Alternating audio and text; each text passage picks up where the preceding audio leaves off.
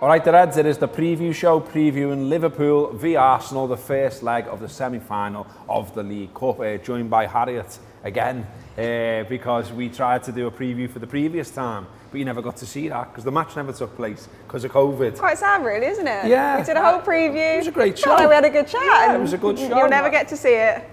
You know, you'll have to. That'll be on the DVD, on the extras. Uncut. Yeah. Anfield Wrap uncut. But this time, as far as we know, it is taking place. There's nothing to suggest otherwise. People are fuming and want Liverpool lashed out of the competition because of these, false positives, etc. And there's loads of mad conspiracy theories. But we did that on Talking Reds, and we're not going to do that again here. We're just going to presume that the game is taking place, that we all go to Anfield, that we take on Arsenal, and that we hopefully beat Arsenal. Now, the Reds are looking for a record 9th League Cup win. We have, of course, won it in 81, 82, 83, 84, 95, 2001, 2003 and 2012. Man City, of course, are already out. They are also on 8, so this is an opportunity to get ahead of them. Arsenal, for the record, have won it twice, in 87 and 93. They are now, of course, out of the FA Cup, because they got beat by Forest and they were shite. It's their competition, isn't it? So, surely, they will be going all guns for it. We should be going all guns for it, and it should be a good game. Arsenal as well, it's worth saying, for all this big club chat. They last won the league 18 years ago, in 2004. Since then, they've won 5 FA Cups. They won't be getting another one this season, of course. And most recent was 2020. So that Forest game, Roy Keane called them a pub team. We know he's extreme with his opinions, and that's kind of why he was there. But I watched that game, and Forest deserved the victory. It was no fluke. Arsenal didn't have a shot on target.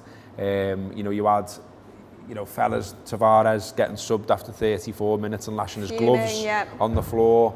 And while where we are right now, we've had no press conference from either manager or anything like that, so we don't really know too much about the team.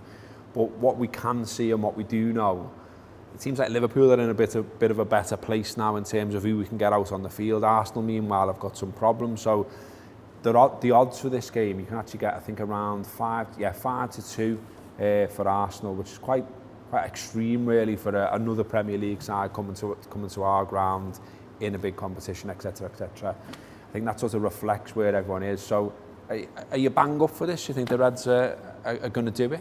Now we've swapped legs around? Yeah, we've swapped legs around, and obviously that leaves us in a bit of a disadvantage, doesn't it? So for all the talk of us intentionally putting off the that and wanting to postpone it for whatever reason, we wanted the home leg, the second leg, to be at Anfield. We know that all the benefits that would bring, and that would put us in a better position, and we could have just gone to the Emirates last week, got a draw, and worked out the rest at Anfield. Now we're in a slightly different position where we're going into this game thinking, okay, we want to be at least 1, 2, 3, hopefully up when we go to the Emirates, and then it won't matter as much whatever happens there. So it puts a lot more pressure on this game, and I think that Klopp will know that that's the situation, the players will know that that's the situation, and for Arsenal, they're in just a really weird patch at the moment where as soon as you think they're finding form and you think, okay, you see the articles all the time, it's finally happening under Arteta, it's all gelling, it's all coming together. They play really well against Man City. They're really unfortunate not to hang on to the lead, and I think obviously their game management is a whole other question, but they looked good, they looked solid, they looked like they had posed a threat moving forward, and then they go in the FA Cup and they lose against Championship side, and it just feels from their perspective like, well, what's going on here, and are we going to be able to click?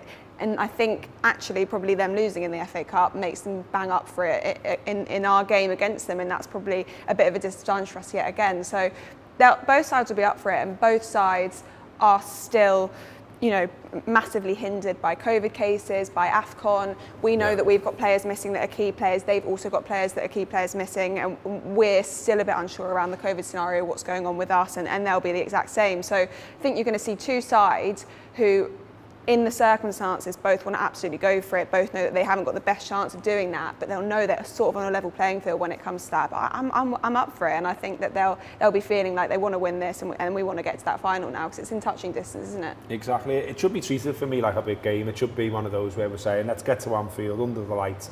It's a semi-final, Exactly. Let's not have a... I know it was only League One opposition against Shrewsbury, but it was a bit flat against Shrewsbury at Anfield. I'm hoping people turn up with their A game for this one and treat it what it is, which is a big opportunity to win silverware for Liverpool.